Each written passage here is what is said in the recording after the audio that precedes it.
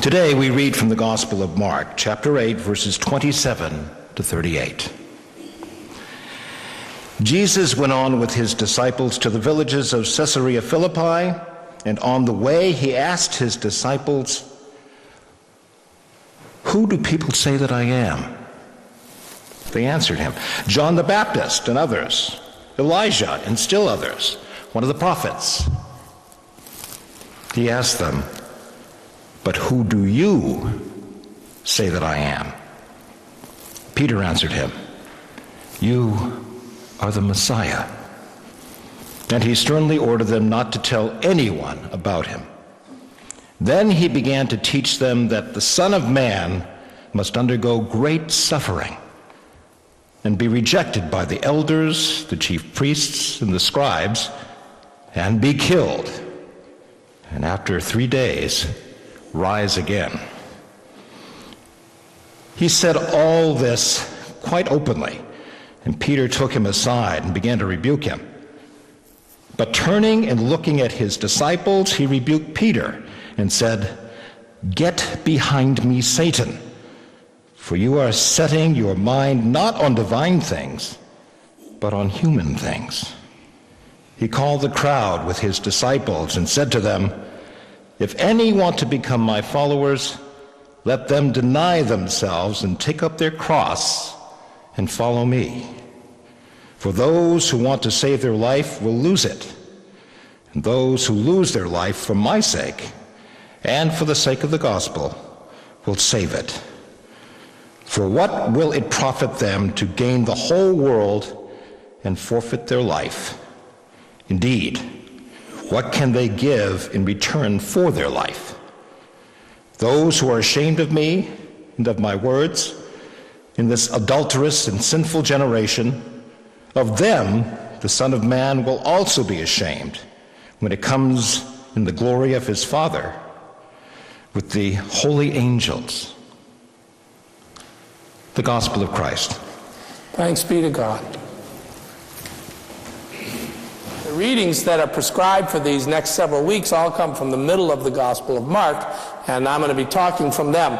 And this week there's no more central passage perhaps in the whole scriptures than what we just read, and that's what I'm going to talk about today. Mark has been building up to this point. So what happens is we are approaching the end of Jesus' ministry, his 3-year-long ministry. We're coming towards the end of it, and Jesus is walking with his disciples from one town to the next, and as they're walking along, Jesus says to them, "Who do people think I am?" They ought to know by now, they should have heard. And one of them says, "Well, some people think you're John the Baptist come back to life." John the Baptist had been recently beheaded by Herod. So they said, "Maybe you're him." Other people said, "I think that maybe you're Elijah come back to life from 800 years ago, or one of the other prophets." And then Jesus looks at him, and if you can imagine this being you, says, "Who do you think I am?"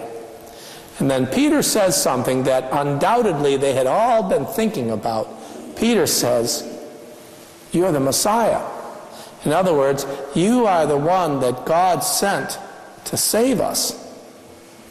And what happens next is quite surprising. Does anybody pick it out from the scriptures when Peter says that? What does Jesus respond with?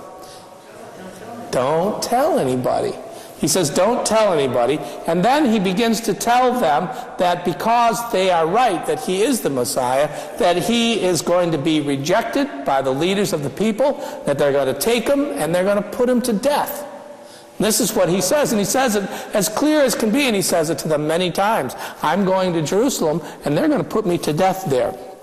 And finally, Peter, his closest disciple perhaps, was again the first one to speak, and he takes him aside and he says, "Jesus, don't talk like this. You're going to scare everybody, and this can't happen to you." Now, Mark doesn't give us all those details, but we know in one of the other gospel passages that Peter says, "This can't happen to you." Why not?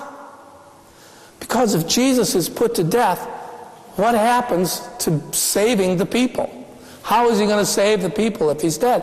And Peter says, "You can't talk like that." And Jesus stops him and says, "Peter, you got to stop saying that. Be quiet, because you are thinking like Satan and not like God." He says, you are thinking Satan's thoughts, which means you are thinking about domination. You are thinking about us being the rulers, and that is not what I am here to do. I'm not here to be the ruler, but to be the servant. I think if Jesus had said to Peter, yeah, we're going to take over. We're going to get an army together. We're going to go out. We're going to kill those Romans, and we're going to take over. I think Peter would have said, yes, I'll be right there with you. I'll do that with you. But when Jesus said to Peter, I want you to take up your cross. Forget about yourself. Take up your cross and follow me. I think Peter, that was a lot harder of a request for him.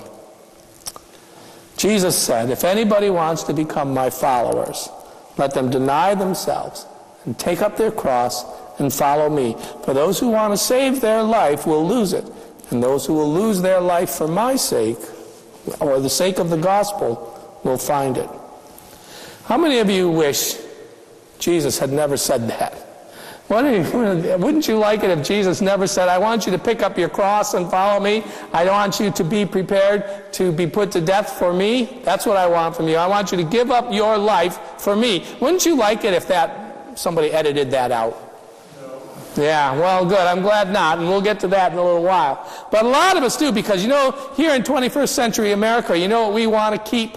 We want to keep our options open. We don't want to have to make that final decision. When I was first a pastor in 1984, the average age to get married in the United States was 19 and a half. Now it's almost 28. Because, I don't want to make that final decision. I want to have all my cake, and I want to eat it. So, we don't like that Jesus says, you got to give that up if you want to follow me. We don't like to get tied. Plus, we've got a problem with messiahs in our place and time, don't we? We have had a lot of people stand up and say, yeah, I am the Messiah, and people follow them and literally drink the Kool-Aid. We remember Jim Jones, don't we? Who said he was the Messiah, and what happened to his followers? All of them ended up dead. And for what? Do you remember David Koresh, who said, I'm the Messiah, follow me? And again, killed people, and his followers all put to death. Charles Manson said he was the Messiah. He said he was Jesus, come back again. And what did he ask his followers to do? He asked them to go kill innocent people. So when we hear somebody say, I'm the Messiah, we're going to back off here in our time. The only way that we could follow along with this is if Jesus was really who he said he was, the one sent by God. Only then could we follow him. Because that becomes really hard, even if we believe it, because Jesus calls us to a strange task. He doesn't ask us to take up a sword. He doesn't ask us to build up a fortune. He doesn't ask us to get elected and take over the halls of power of government. He asks us to take up a cross. And who wants to do that? Take up a cross. But on the other hand, why wouldn't you? Are you only willing to serve yourself? Are you a person, do you not believe that Jesus is of God and therefore worth following? Do you know better? Do you not know what it means to follow Jesus? Are you afraid? Are you ashamed? And why would you be ashamed to say, I am a follower of Jesus, of the way of the cross? Jesus says at the end of this passage, if you're ashamed of me, I'm going to end up being ashamed of you at the end times too. Why would we be ashamed of Jesus? Because he's a loser? He ended up on a cross, unable to stop the powers that opposed him, unable to stop the power of hate and domination from attempting to stomp him and his movement out. He couldn't stop that. He couldn't put an end to that. He was definitely what we would call today, and we've used this word a lot in this country in the last 2 years, a loser. Are you ashamed to say you are following one who was publicly executed and mocked and shamed? Are you afraid of that? Is it because you don't believe in God that you are not willing to pick up this cross, that you don't believe Christ is of God and therefore different than some of these others that we've heard from? Is it because you are only willing to serve yourself and you just don't want to give up what you have? Is it about suffering? Are you ashamed to follow someone who was not out to make anyone suffer but was willing to take the heat himself? Is it because you don't want to be a servant but you want to be served? Is it because you like the way things are structured now? Because you have all the advantages? And that was the point at which I decided I got to stop writing this sermon and start over again. Because it got really too close to me. Just too close. Because here's the thing. I wonder if I've been following Jesus at all based on the amount of suffering I've had in my life. If Jesus says following him is to take up the cross, what cross exactly did I take up and get put on? I know how much I've suffered in this life, and there's been some, but there's not been a lot. Can it be that our society, since the time of Jesus, can it be that human society has improved so much that you can now follow Jesus without having to pay that price or suffer for that? That's partially true, but I don't think it's all the way true. Or am I just not following Jesus closely enough?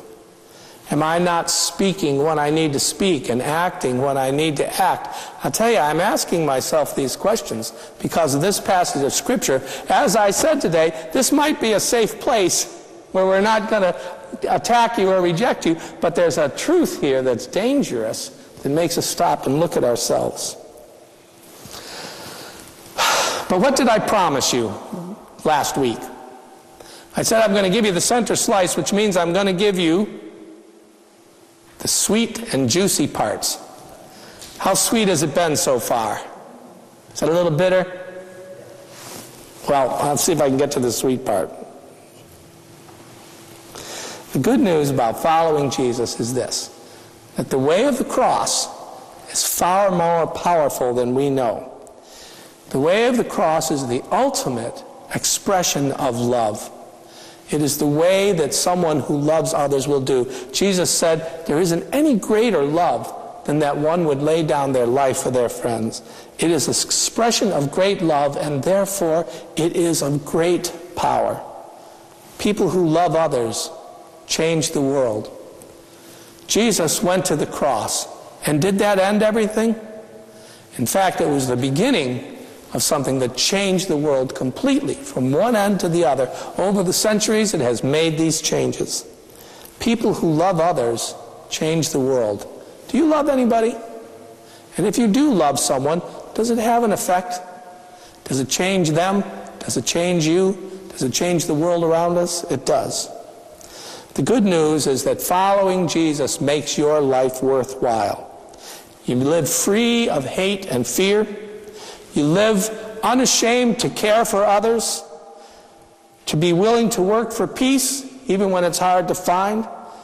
And what if you do that? What if you work for peace and fail? What if you work for peace and at the end of your life you realize the world is still in conflict, you've worked for peace and you failed? Would you rather have gone back in time and worked to create war and have succeeded at that?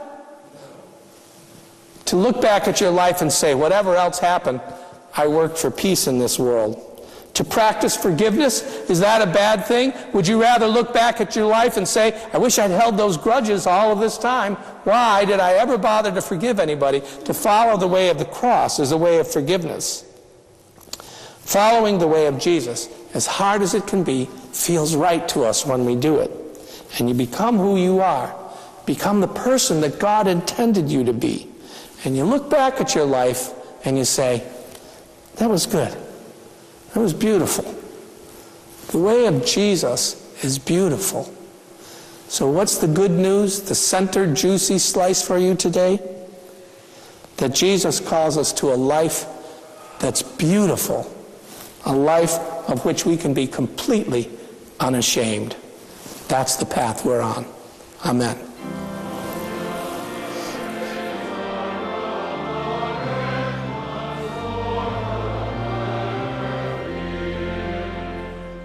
You've been listening to a sermon by Reverend Stephen Carnahan, pastor of High Street Congregational Church in Auburn, Maine.